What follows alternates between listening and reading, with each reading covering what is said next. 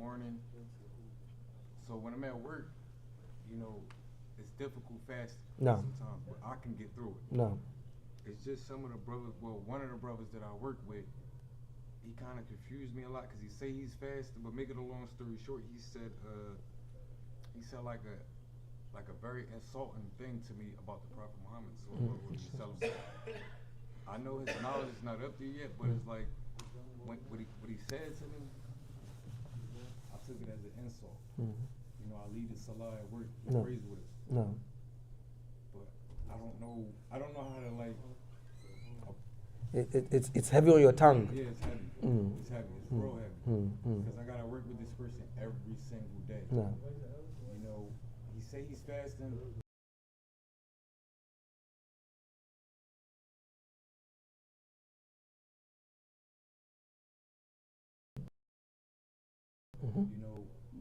You have to abstain from bad language. Yes. A lot of other things. So I don't know how to approach the situation with, talking to him because I know for a fact he's not the type of person that's going to sit down and listen. But it's stressful working with him every day because he says certain things to me. Yes. So I basically get what you want, what you mean. You see, the Prophet Muhammad sallallahu alaihi wasallam himself, he died and then he left kuffar alive. He didn't guide everybody. And Almighty Allah told him, إِنَّكَ لَتَهْدِي مَنْ أَحْبَبْتَ. You do not guide whoever you want. Guidance is with Almighty Allah. There are some people, there is nothing you can do about them. There are some people you can't help them because they do not even want the help. So those kind of people, you're not responsible for them. What you do is you do your duty as a Muslim towards them. Assalamu alaikum wa alaikum assalam. How are you? I'm fine. He's your colleague, your co-worker. You do not trample upon his rights according to Islam. And you're safe. But then there are some people, even to advise them is a problem. And sometimes keeping quiet is better than saying a word. Because what you might say to the person might further exacerbate the situation and make it worse, make it bad. So keep to yourself. If the person brings themselves and they need advice, find a very strategic way of what? Of teaching them. Because there are some people who are naturally arrogant. There are some people like that. They don't know. They don't even know they don't know. But then if you want to help them, yo man, what do you want? There are some people like that. Keep to yourself. Because at the end of the day, I always say, it's one to a box theory. One man, one grave. So if they do not take it upon themselves to learn, if they do not take it upon themselves to ask the questions, what can you do about it? You can't do anything about it. If a person is willing to learn, then yes, you can have that relationship. You can have that communication. Oh, brother, this is what is going on. What do you think about this? What's it? What? Then you can learn. You can share with the person. But there's someone, they've closed the door, they've blocked the door, they're mouthing the Prophet Muhammad sallallahu alaihi wasallam. And if you want to go by your emotions, you might end up sometimes. That's why I wanted to finish, like, what if I'm being oppressed by this person? How should I deal with it then? Because I know what's wrong. So just abstain. Just keep your distance from the person. Just keep your distance from the person. It's not compulsory. Just keep your distance from the person. Abhor the person. Let them, don't even think they are there. And then you're okay. Someone who badmouths the Prophet Muhammad sallallahu alaihi wasallam, don't make them feel they are even in existence. If you give them that chance, that's when they feel, just put them aside. You call them, throw them into the trash can. And that's it. Because for us, the Prophet Muhammad sallallahu alaihi wasallam is a red line. You don't cross that red line. Yes. May Almighty Allah safeguard us. Naam Abdullah. Can you explain inheritance law? Inheritance law. You want me to talk about a 4-year course within a minute? Because we spent 4 years in the university studying inheritance law. And even that's not my specialty. That's not my specialty. Inheritance law in Islam, the Prophet ﷺ said it's half of the knowledge of the deen. If you know inheritance law in Islam, you know 50% of the laws in Islam. That's what the Prophet ﷺ says. So that's why it's very, very dangerous that one person alone wants to distribute inheritance in Islam. I quite remember we were in level 200 at the university. We've now started even learning. One of my classmates comes, he says, one of my neighbors, passed away, the family wants us to go and distribute his inheritance. I said, you're crazy. You're mad. You want to go distribute inheritance and you are a second-year student at the university?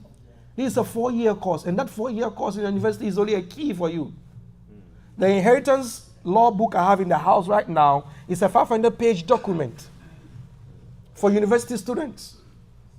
So inheritance law in Islam. And one peculiar thing about inheritance law in Islam is that you go to Surah An-Nisa, it's the Almighty Allah Himself who distributed inheritance. The Prophet Muhammad Sallallahu Alaihi Wasallam didn't have a say in it.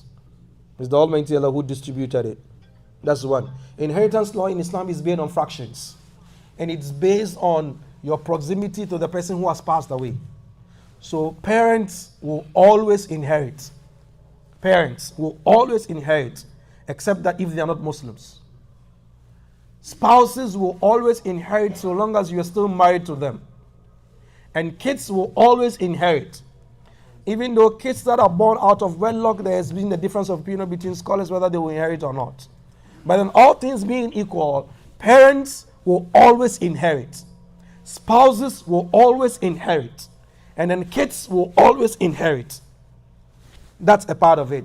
Brothers and sisters will inherit based on some conditions. Brothers and sisters will inherit based on some conditions. There are times where the brothers and sisters can inherit. There are times where they can't inherit.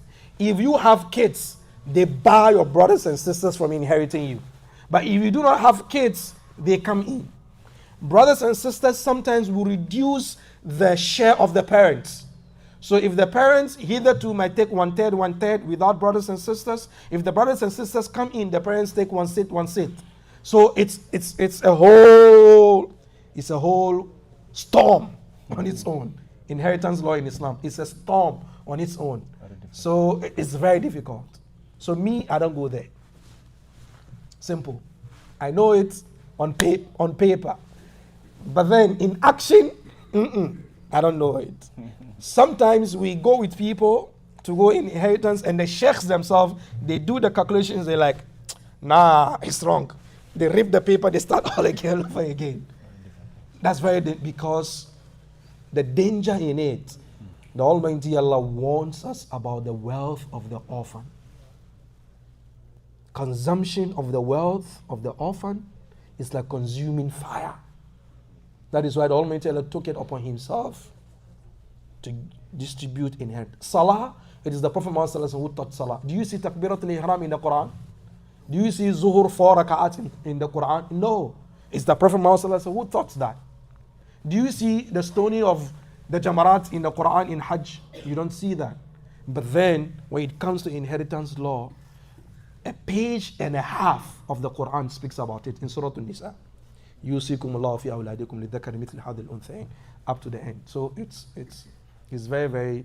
There are sometimes some people, for example, if a man passes away, he leaves behind a wife and kids, the wife takes 1/8, and the kids, we have a share of that. But then if the man passes away leaving no kids, the wife takes 1/4 of what? Of the estate. So the position or the presence of the kids might decrease the share of what? Of the spouses. So if a woman passes away, she leaves her husband, no kids, the husband has half of the property. But then if the woman has kids, either with him or with another man, the man takes 1/4 of it. So it's So, what if, so say if you have a will and you want, like, good. you want to put So there's will in Islam, I get you. Islam, the Prophet Muhammad said, a believer shouldn't sleep except he has his will written. And some of the scholars, gave a rukhsa, a discount of 3 days. That almost every 3 days you should have a will written. And the will in Islam is this. Who is going to wash your body? You need to state. Who is going to shroud you? Who is going to bury you? Who is going to lead your janaza? Nah, this muadhin is too early, man. This muadhin is too early, man. So that's the will in Islam. And you are allowed to give 1/3 of your properties to someone who originally is not going to inherit you. So for example, you started a business, small business, with your friend. You are hustling together. Even though you were the one who had more, into the business and then, but then this guy was putting all the energies in there. And 20 years later, 30 years later, you have built an empire. When you die, originally this guy's not going to inherit anything. But then this guy has been with you for the past 40 years. So in your will, you can say, give so and so, give this to so and so. Give this to so and so, give this to so and so, give this to so and so. But originally, those people are ones who would not inherit you at all. They are not amongst the people that originally will inherit you. So a will in Islam is done for people who originally would inherit you. So you put their names in there. You've been good with them. You've had beautiful life with them. So you put their names. Oh, give this. But then the will should not be more than 1/3 of what? Of your total estate. It shouldn't be more than 1/3. So that answers the question of a will. Well, what if you want to? Can you put like sadaqah in there? Sadaqah in there for yourself. There's no sadaqah after you die. I heard like some people like they want to use their money in their will. No. Abdurrahman bin Auf, sometime he became so sick that the Prophet ﷺ came to visit him. Abdurrahman bin Auf thought he was going to die. He said, Ya Rasulullah, I can feel that this is death. I want to give out all my money. And the Prophet ﷺ said, no, you can't do that. Everything. He said, okay, Ya Rasulullah, I want to give away 2/3 of my money. The Prophet said, no, you can't do that. He said, okay, Ya Rasulullah, I want to give away half of my money. The Prophet said, no, you can't do that. He said, okay, Ya Rasulullah, what about 1/3? The Prophet ﷺ said, yes, you can do 1/3, but 1/3 is too much. The Prophet ﷺ told him, it is better to leave your families behind with something in their hands than to leave them with nothing and then they just roam about begging or soliciting from people. So Islam allows you to work and amass money, but then don't forget it must be halal. But then you can't give everything of your money to sadaqah before you die. No. Your family has what? A stake in that. Your wife, your kids have what? They have a share in that. You can't give everything out because you want to do sadaqah. No. On the day of Qiyamah, they will hold you responsible. You've left them behind poor. You'll have to answer for that on the day of Qiyamah. I hope you get it. I think 3 more minutes to, and then سبحانك اللهم وبحمدك نشهد أن لا إله إلا أنت نستغفرك ونتوب إليك وآخر دعوانا الحمد لله رب العالمين السلام عليكم. Inshallah tomorrow